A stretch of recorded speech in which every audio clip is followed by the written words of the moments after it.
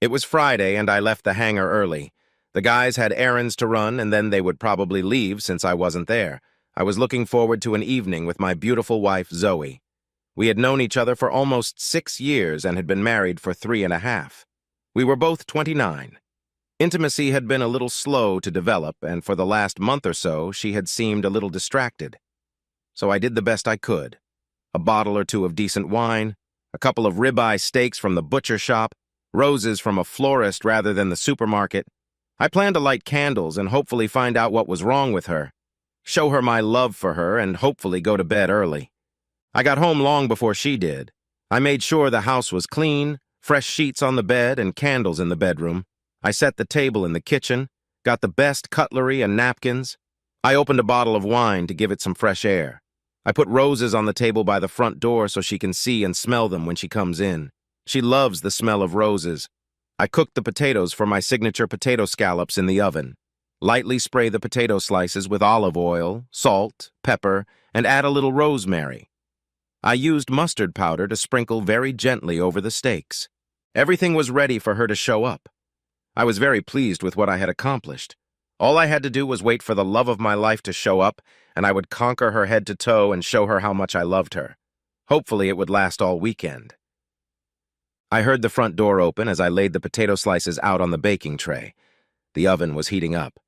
I heard Zoe call out to me. "Richard, are you home?" Strange, I thought, because my car was parked in the driveway in front of the house, and the roses must have given it away.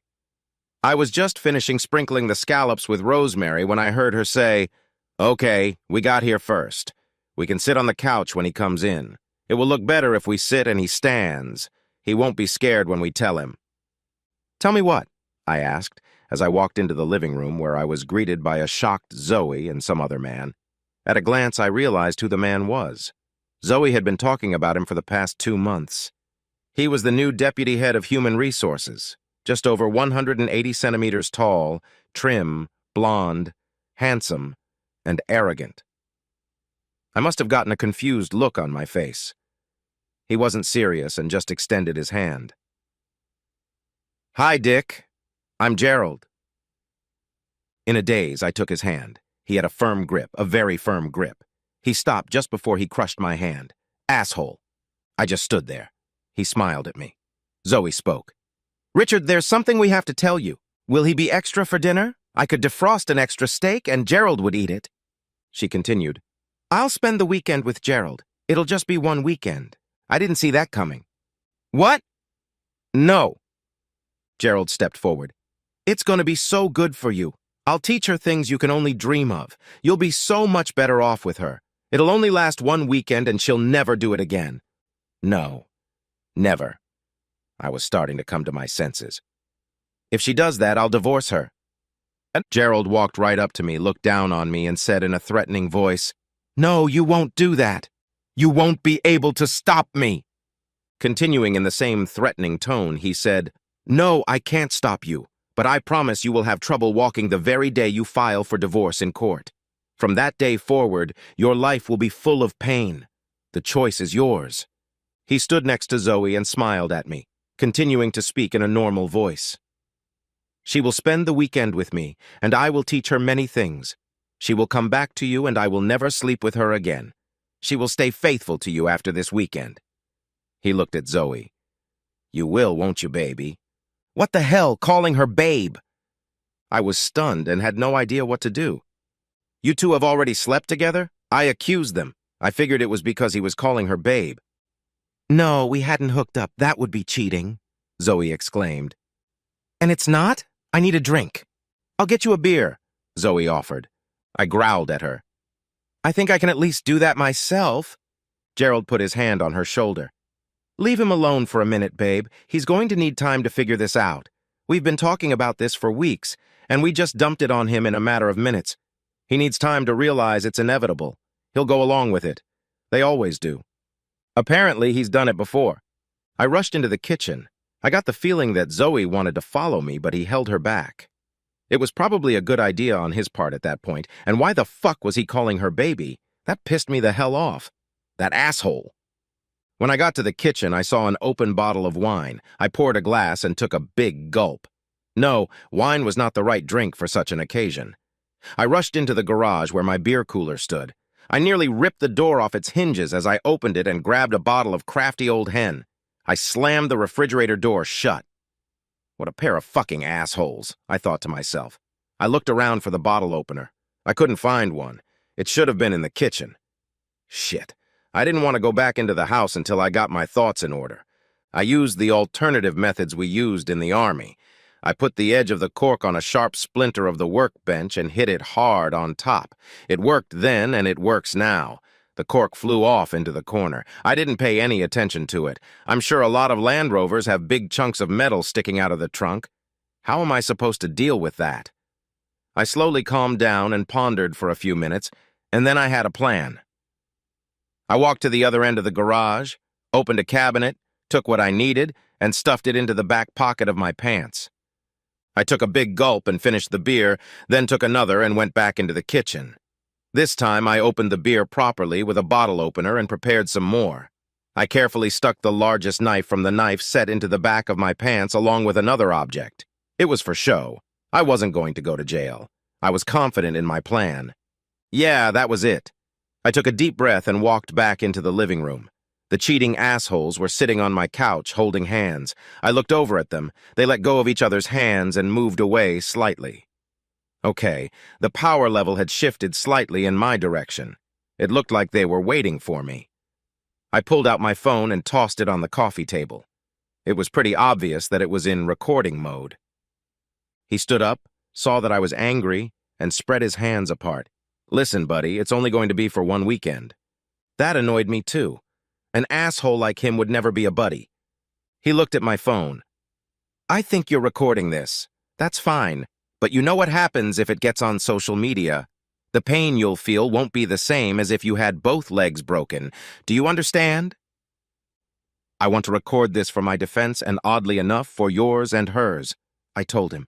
Don't think about sending this to work, since I am the deputy chief of staff and all complaints come to me. I have friends who let me know if someone is trying to get around me. It's not about what you know, it's about who you know. You know what I mean? I do. I answered in a serious tone, looking up at him. I have a suggestion on how we can handle this, I said. He only smirked at me. Arrogant asshole. Nodding at the phone, I said, for the record, tell me what you're going to do with my wife. He puffed up like a peacock. I'm going to take your wife away for the weekend and give her a sexual experience like she's never had before. She'll learn new and exciting ways to pleasure each other. Then she'll come back to you much more prepared to pleasure you, he smirked. Probably not until next weekend at the earliest, because she'll be sore all over and probably won't be able to walk in a straight line. He chuckled. I didn't believe a word of that nonsense. And what happens after that? I asked.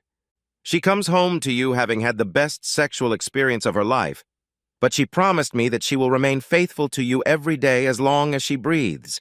She will show you new skills and techniques that will drive you crazy. I looked at Zoe. Zoe, is this what you want? Yes, please, Richard. It will only be one weekend, and then I promise to be faithful to you. As I looked at Gerald, I asked, what if she doesn't keep her promises? Like she promised to be faithful to me at our wedding. What if she cheats on me? Will you come back and abuse her physically like you threatened to do to me? Or if some sex god shows up and promises her something even better? My voice was full of sarcasm, which was completely out of his head. He looked embarrassed. I guess he had never been asked such a question before. She promised me that she would stay faithful to you after this weekend. Yeah, like I believe everything she says now, that's it. I'll fight you for her. He was a few inches taller and broader than me in the shoulders and a little younger, but he only smiled. Damn arrogant asshole. If that's what you want, we can do it. I don't want to waste the weekend, so it has to happen here and now. I agree, I replied. Zoe pressed her palms to her mouth like she does when she's worried. Two men fighting over me is so exciting. A light flashed in her eyes. I looked up at her and growled. I'm not fighting for you. You're not worth it. I'm fighting for my self-respect. The sparkle in her eyes faded, and her face took on a serious expression. Looking at it, I said, "If I win, you walk away and never speak to her again, not even at work. If you win, you spend the weekend with her and I don't divorce her. But there are rules." He still had a smug look on his face. "Okay, let's hear them. Whoever falls on their back first loses. No knives, no weapons, and everything else is on. And whoever wins, no police." "Okay, no cops. Do you have any knives?" He smirked at me. At those words, I pulled a large 30-centimeter meat cleaver from the waistband of my pants and placed it on the coffee table. That made him open his eyes. "And I suppose you have a gun too?" he said, smirking. With a grin, I reached behind my back and pulled out an air pistol, an exact replica of a combat pistol. I don't know if he knows about guns, but that gun looked real, especially when I pulled it out. He wasn't so cocky now, but he didn't hide his cockiness. "I'm going to beat the shit out of you before I tip you over on your back." "Do your best, asshole. Just remember 3 rules. No knives, no guns, and no police, and the rest is fine." "I'm not stupid. I understand that, you little bastard. You're gonna pay for this. I may have to keep her all week. If you win, at least I'll respect myself for trying to protect my marriage. I won't be ashamed every time I look in the mirror." Suddenly, Zoe changed her mind. She recognized my demeanor and determination from the past. This might not go the way she had planned. "No, please stop. I changed my mind. Richard, don't do this, please. Gerald, leave now. I've changed my mind. I don't want to do this." She realized I liked the change in power level better. I growled at her. "It's too late, baby. You and him started this weeks ago, and I'm going to end it here and now, one way or another. Get out your phone and write this down. I need proof." She was crying. It was out of her hands now. I pointed to Gerald at the kitchen door. "After you." "Evan." He walked through the kitchen and headed for the back door. I grabbed a few of my billets. As soon as he went out the back door, I kicked him with my heel and he flew face first into a flower bed. He jumped up and turned around, glaring angrily with his eyes. I just smiled at him and said, "No rules." Not quite right, but whatever. The point was this. He was furious. Good, that's what I was going for. The force level jumped even more in my direction. It would have been nice if he fell on his back, but I wasn't expecting that. He swung at me with his right. He might as well have called me and warned me that the blow was coming, so slow was it. I easily deflected the blow and then spat out the contents of my right palm, salt, pepper, rosemary, and mustard powder into his face.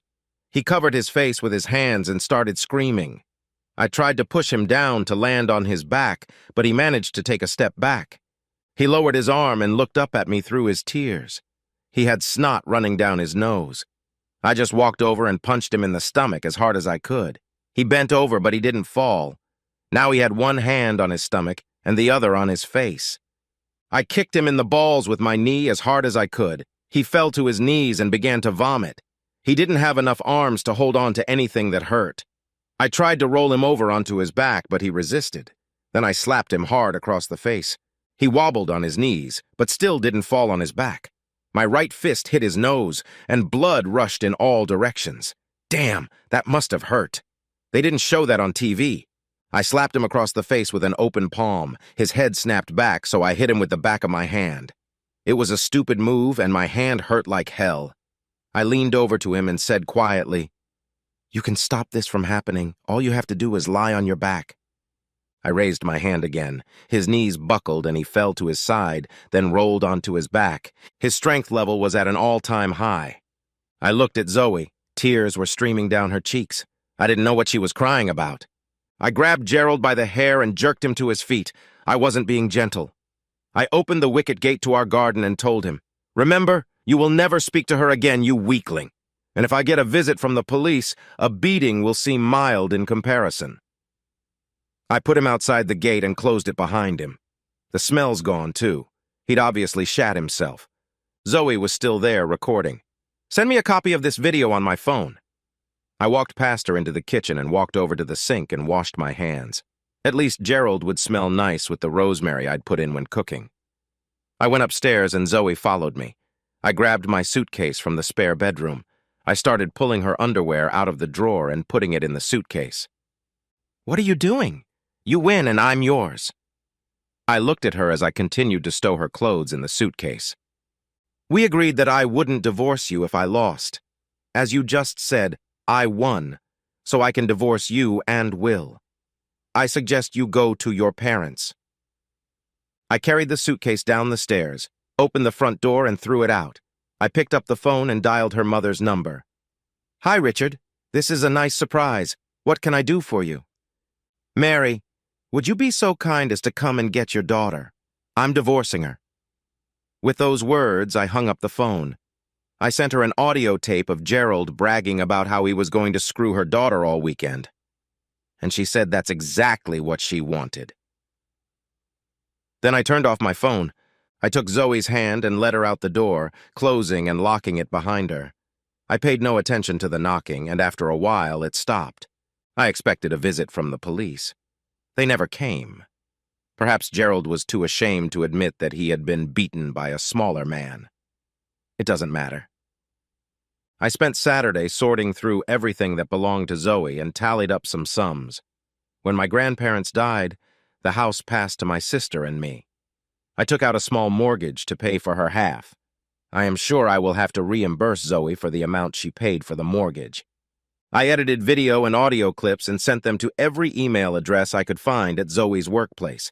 Assholes like Gerald must have made enemies. I'm sure they'll make sure it gets to the head of HR. Sunday morning, Zoe's father stopped by to pick up the rest of her things. He looked at me and asked, "Is there any way in which you—" I think the look on my face told him the answer to the question he hadn't finished. We shook hands as he walked away. I suspect Zoe's parents were one of the reasons the divorce went so quietly. It's been a little over 4 months since I sent in my divorce petition. It was a Saturday afternoon. I was in the garage cleaning my air guns. I had a shooting competition tomorrow. I heard the doorbell ring. I was about to get up when someone's voice called out to me. "It's okay. I'll get it." It was Clara, the woman who kept order in my house. Clara appeared at the garage door. "This is the lady who says she's your wife. She's 170 centimeters tall, blonde hair, about 30 years old, maybe a little more." I put the kettle on and left her in the living room. I made my way into the living room. It was Zoe. She looked nice. She was trying, but she had aged about 5 years. She didn't look good. It was the first time I'd seen her since I kicked her out. "What do you want?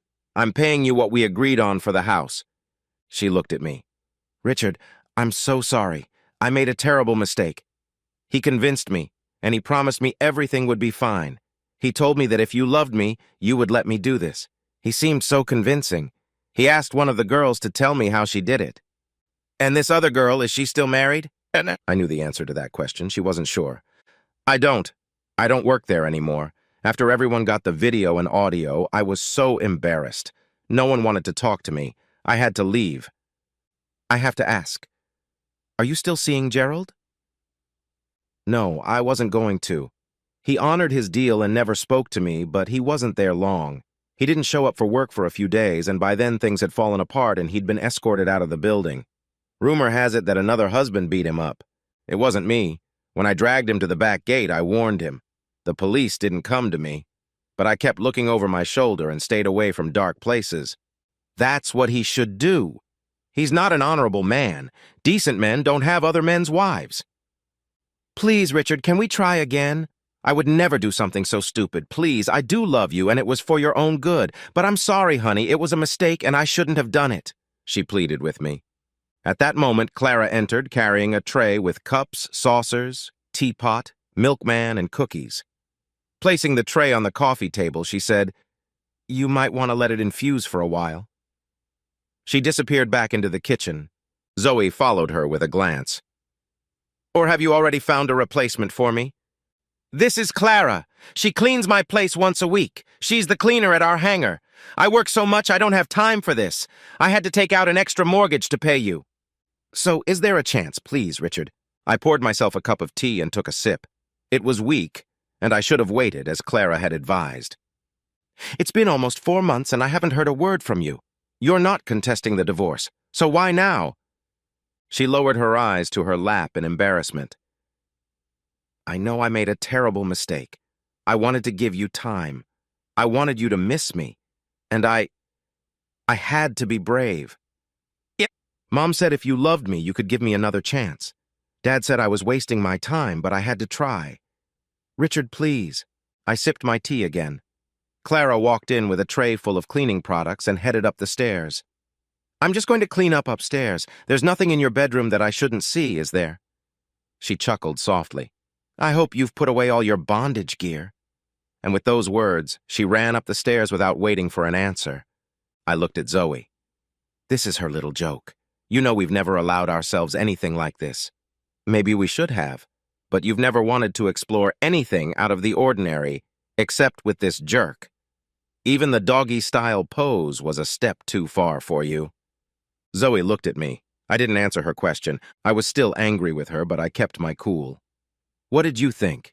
You shocked me by telling me you wanted to spend the weekend with another man. You'd been planning it for weeks and gave me 2 minutes to make a decision, threatening physical violence if I didn't.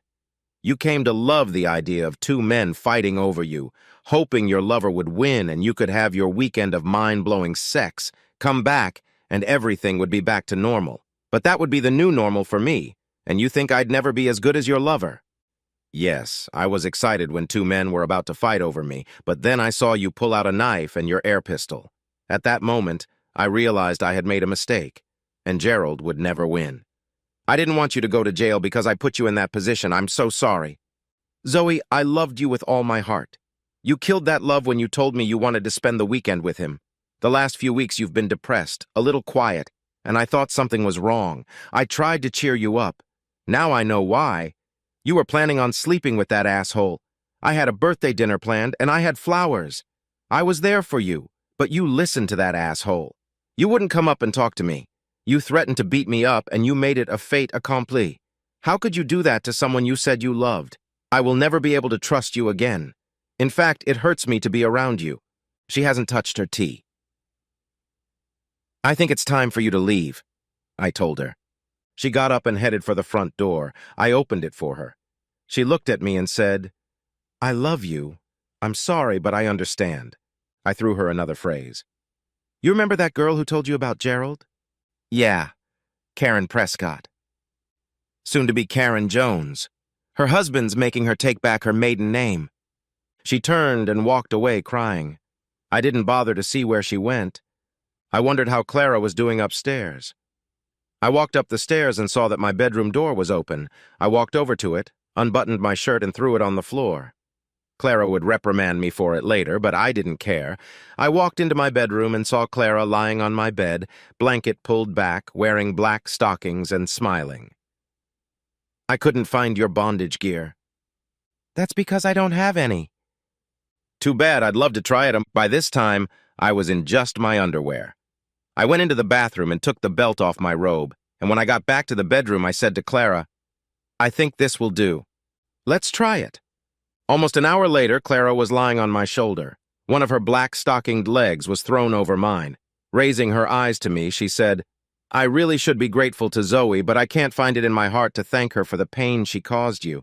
It would be like thanking her for hurting you. She smiled. When your divorce becomes final and I move here permanently, we'll have to try that bonding thing again. That was the first I heard of her moving permanently, but I didn't complain. As we were about to fall asleep, I heard Clara say, I want to explore everything Zoe hasn't explored. We fell into a restful sleep.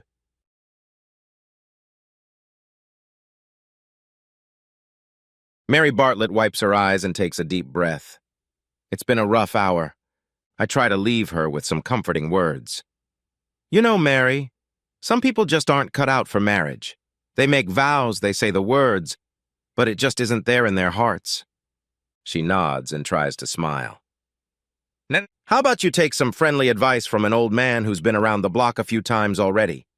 There are plenty of men in the world. You're young and attractive. The main problem you're going to face is trying to separate the wheat from the chaff.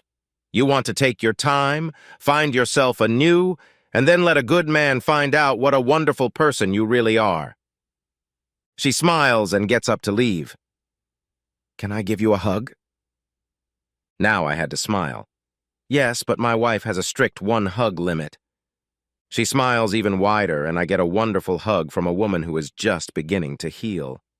I close the door as she leaves, pour myself another coffee, and settle back into my chair. Without a doubt, Mary will be the highlight of my day. She has everything but good taste in men and a healthy self-esteem. We will work on both. I make a few more marks in Mary's file and see who's next. Ah yes, the Smiths. It's 5 minutes to 11, and my last session before lunch is waiting for me outside. It's another court-ordered counseling session. When are these judges going to realize you can't impose therapy? You can't lock a married couple in a room and force them to listen to each other if they don't want to listen. If I have 1 out of 10 successful couples who go through court-mandated counseling decide they want to stay married, then I'm having a good year. Give me a divorced spouse any day. I can help them. I open the folder. Let's see, John and Charlotte Smith. Court-ordered pre-divorce counseling. He filed a petition. That's not good. Men tend to follow through no matter what. Women come with hope. Men come with determination. He's been talking to his friends, so he's already got a script. I need to find a way to get him to open up. So, old boy, get your belts on and get ready for battle. I open the door to my outer office and say, John, Charlotte, are you ready? They get up and walk toward me. It's weird. Charlotte's face has determination written all over it, and his face has sadness. It's not what I expected. I invite them in and they sit down on the couch together. That's a good sign. Usually the man wants to sit in a separate chair. We settle in and I take a breath to give them time to look around the room. They need to get comfortable before we can do anything useful. When they seem to be settled, I ask, So I see that Mr. Smith has filed for divorce and Mrs. Smith is asking for counseling. Mr. Smith, may I call you John? Yes, that's fine. You can call me David or Dr. Phillips. I'd be happy to have either one. John just nods. John, why don't you start first? Why are you filing for divorce? I can't live like this. I've tried, but I can't, and I won't. It's not what I signed up for, and I don't see any alternative other than divorce. Could you be a little more specific? What exactly is it that you can't accept? She's cheating on me. I married her to build a life together. I'm not going to be just one of many. It's not many, asshole. It's just one. Charlotte seemed to find her voice. All right. Okay, Charlotte, why don't you explain to me what's going on? I couldn't tell whether she was taking a pause to gather her thoughts or to suppress her anger. Then she said in a very controlled voice, The old boyfriend came back to town about 6 months ago and we met up again. It wasn't planned. It just happened that way. He was my first. We were a couple all through high school, and when he left for college, I was devastated. I met John about 2 years later, and I forgot about my boyfriend. John interrupts. And here's the other thing. She won't even tell me his name. Okay, John, we'll take turns. Charlotte, go ahead. Well, like I said, we're reunited. What do you mean reunited? As if I didn't know, I needed her to explain. We went out to lunch to talk about old times and catch up. You know, stuff like that. And we had a good time, so later we went out to lunch again. It was just lunch? She just doesn't want to talk about it. She stares at her shoes for a while and then replies, At first? And then? With her, it's like I'm pulling teeth. I feel like a damn dentist. Later, we went to dinner. And you invited John to join you? She scoffed at the question. This was a woman who had no respect for her husband. Why? He doesn't know Bar. She almost said his name, but stopped herself. So you and Bar... I couldn't help myself. So you and Bar went out to dinner alone. Did you leave your husband at home, or did you go when he was out of town? The first time he was out of town. And the second time? I told him I was running late for work. So I'm dealing with duplicity, deceit, disrespect, and, I bet, infidelity. I make a mental note to thank the judge. Have you done this before? She seems interested in the carpet at this point and doesn't answer. Not answering is a pretty clear answer, so I move on. So, why don't we cut to the chase? Charlotte, are you cheating on your husband? This pisses her off. When she doesn't answer, he cuts in. You're damn right I am. She's admitted to it. Can you believe it? She's decided she deserves to have 2 husbands and wants to split her time between us. I told you you'd still be number one to me. We'll live together. We'll grow old together. I just want to spend the night together sometimes. Is that so much to ask? Yes, he hissed. And fuck you! Well, maybe if you were better at it, I wouldn't need him. All right, you two. Take 5. I said it as much to reassure myself as to silence them. What a bitch. I took a deep breath and slowly exhaled. Why don't we cut to the chase, huh? I'd like to spend 15 minutes with John, and then 15 minutes alone with Charlotte. Then we'll get back together and see where we stand. Can we do that? Charlotte looks annoyed, but she agrees. She gets up and closes the door behind her, and I can turn my attention to John. Okay, John, explain it to me in order. As he speaks, I watch him. He's of medium build, not tall but not short either, not strong but not weak either. He speaks in a straightforward, calm voice that doesn't hide his pain. He doesn't seem dangerous to anyone, but he doesn't seem docile either. Well, anyway, it's just like I said. She's having an affair with her ex-boyfriend, and she wants to divide her time between us. I don't know if she's reliving her high school years or if she just thinks she deserves more, but I won't do it. I made a commitment, and I've kept it. I thought we were building a life together, and now she wants this and that. No, I will not live like this. It's all or nothing. Either she's my permanent wife or no wife at all. And you can accept a divorce if that's the way it is? I prefer it. He leans back in his chair to catch his breath. She sat me down and told me how it was going to be. She said she knew I loved her and wanted her to be happy, so I had to get over my resentment and let her have it. Then she said that if I didn't accept it, she would rake all the coals out of me in the divorce. Fine. I could count on her blowing up if things didn't go her way. I assume you have a good lawyer? Yes. And what did he say? He said it's a 50-50 estate. Since we don't have kids yet, it'll be a clean break. So what do you want? I wanted a wife and a partner, and I got a damn cheater. I lived alone before, and I can live alone again. All I know is that I'm not going to sit at home while she does some other guy. And I'm not going to live in one of those damn open marriages. That's not me. I can't live like that. I leaned forward and said in a conspiratorial tone, "You want to know something?" He nodded. Most people can't, and shouldn't. John, for most people, marriage is a commitment to work on the relationship, and it works best when both people are pulling in the same direction.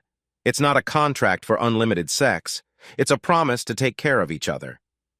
Life takes its toll on a marriage, and it is the job of the couple to cherish the relationship. When the going gets tough, we look for what is of value in the other person and hold on to that. People change, and we have to change with them, but we have to do it without forgetting the commitment and why we made it. So you think I should call off the divorce? Is that what you want to do? Honestly, no. Then don't. I'm not saying you should accept whatever changes she throws at you. If you could accept change and negotiate a new relationship, that would be a different matter. It seems to me that you can't, and she's not being realistic when she expects you to accept a new relationship when you had no say in forming it. So what I'm saying is that she needs to go back to what she originally promised or accept the end of your marriage. At this point, John shook his head. She's not going to do that. Yes, I suspect you're right, but I'll give it a try and see what happens. I suppose I should be glad we don't have children yet. That remark struck me to the core. John, most of my practice is working with adults who still carry the pain of their childhood. When things like this happen and children are involved, it's not for nothing that the courts place the greatest emphasis on the well-being of the children. They can't process what is happening and they struggle with it. They take it personally and blame themselves. Whether you divorce or stay together, the chaos your wife has wrought will haunt them for the rest of their lives. You are young, you have time to start a family, and believe me, there are plenty of good women in the world who would find you a great catch. I could tell that John was listening, really listening, and thinking through everything we were saying. There was nothing complicated about John. He knew his opinions and shared them honestly. He was a classic example of what you see is what you get. Afterward, we talked for a few more minutes about life after divorce, and John promised to meet with me if things didn't work out. When we had discussed everything that needed to be discussed, I escorted John out and invited Charlotte in. So, Charlotte, I had a very productive conversation with John. To cut to the chase, let me ask you, are you going to maintain a sexual relationship with this other man? She hesitated for a long time and finally looked me in the eye. Yes. Do you really think that's fair to your husband? I will be there for him. When you're not with another man, it will only be one night a week, maybe two, and sometimes weekends. John will be fine. I'll still give him all he can handle. Oh, great. Another woman who thinks she has a magical body that no man can refuse. You know, Charlotte, it's not just the sex you give him that matters to most men. The sex you give someone else diminishes what you give your husband. He'll be fine. He works hard enough at night as it is. Why does he work nights? We're saving for a house. So he's working overtime to earn money to buy a house for the two of you to share? Well, he'll never agree to the three of us sharing it. I know that. She laughed at her own joke. What the hell, you stupid cow? I should have pulled myself together and not telegraphed my thoughts. Charlotte, I have to tell you that I don't think John can take it. It's just his little male ego. He'll get over it. It's only 1 or 2 nights a week, and every other night I'll rock his world. He gets me 5 out of 7 nights, or at least 4. That's more than half. I don't hear the bar. I don't hear my boyfriend complaining. She cut her husband's time short with each statement. Your boyfriend didn't make vows to you. He didn't promise to build a life with you. That's a different matter. What happened to the till death do you part? Vow? I'm not leaving. I'm not ending the marriage. I'm still by his side. 4 or 5 days a week and a few weekends. What about leaving everyone else behind? Did you forget that part? No one believes that anymore. Besides, I'm not moving in with my friend. I'm just spending time with him. And having sex with him. She didn't have an answer for that. We talked some more, but she was adamant and unyielding. There was no way to fix the situation, but I decided to try. John had already scrapped the idea, but it seemed worth considering. Charlotte, would you agree to John having a girlfriend on the side and spending a few nights every week at her place? I expected her to be angry at the suggestion if my diagnosis was correct, but the flash of almost fury surprised me. I see what you're doing. You're trying to paint me as a hypocrite. Well, he doesn't need some whore on the side. I'll still give him what he needs. Sounds like he needs his own wife exclusively. He'll be fine, and he doesn't need some damn whore on the side to fill in for him. Well, there you go. As I suspected, it wasn't a level playing field in Charlotte's world. I brought John back into the hall, and he took his seat next to Charlotte again. John, Charlotte, I've talked to both of you. I've listened to you, and I think it's more than clear. Charlotte, you have an inflated sense of self-worth that has caused you to destroy your marriage. I think you have a shallow understanding of relationships and strong narcissistic tendencies, and I think you are essentially incurable. You will destroy every marriage you have. We can work for years, and you will never change. If looks could kill. Then I turned to John. John, I'm going to recommend that the judge grant the divorce. This marriage can't be fixed, and frankly, it's toxic for you. If you want, I'd be happy to meet with you and help you get through the divorce and start a new life where you can find happiness and a partner you can trust. It's up to you, but I'd be happy to help if you want me to. John quickly agreed. I couldn't help but notice the mixture of relief and sadness reflected on his face. This was a good man who had bad taste in women. I couldn't fix her, but I could help him. Charlotte, on the other hand, was spitting nails. I was promised 10 sessions. You were supposed to change his mind and make John realize he had to become a man and get with the program. Charlotte, I'm afraid your program is not John's program, and what you want is not suitable for his mental health. If you change your mind and want to return to a more traditional marriage... Thank you very much. My lawyer is going to file a complaint with the judge. I'll make sure he never sends anyone to you again. Oh, calm down, my heart. Charlotte, I've been doing this for a long time. You can make any complaints you wish. My decision stands. Charlotte skipped out of the room, and I felt as if a weight had been lifted off my shoulders. "What about you, John? Are you going to be okay?" John thought for a moment. "Yes, I'll be fine. I'd like to take you up on your offer to meet. Things are really crazy right now, but I think when the smoke clears, I might have some questions." I didn't want him to wait. "I just so happen to have some free time next week." John smiled. "Why don't you come back and we can talk some more?" John agreed, stood up, and shook my hand. Walking him to the door, I said, "And John, don't do anything stupid. Charlotte isn't done yet. You have to stay calm and do what's right for you. If she changes her mind, which I think is unlikely, then all three of us can be together again. Otherwise, you and I will talk and help you work through this." Walking out of the house, John looked lighter than walking in. I need to remind myself that this job brings surprises, and these two were a big surprise. I went back to my desk, took a few notes, and thought about the last session and the rest of the morning. Playing matchmaker between two patients isn't exactly ethical, but I kept thinking that John and Mary would make a cute couple in the future. Maybe I'll schedule a group session sometime. It wouldn't be my fault if it worked out for them. I reached into the bottom drawer of my desk and pulled out my lunch. What a treat! This is what marriage is supposed to be, and it's these little daily chores that keep a relationship going. My wife made me a meatloaf sandwich and pasta salad, and my wife makes the best meatloaf ever. I picked up the phone and dialed her number from memory. "Hi, honey. How was your day? You won't believe the case your brother sent me this time."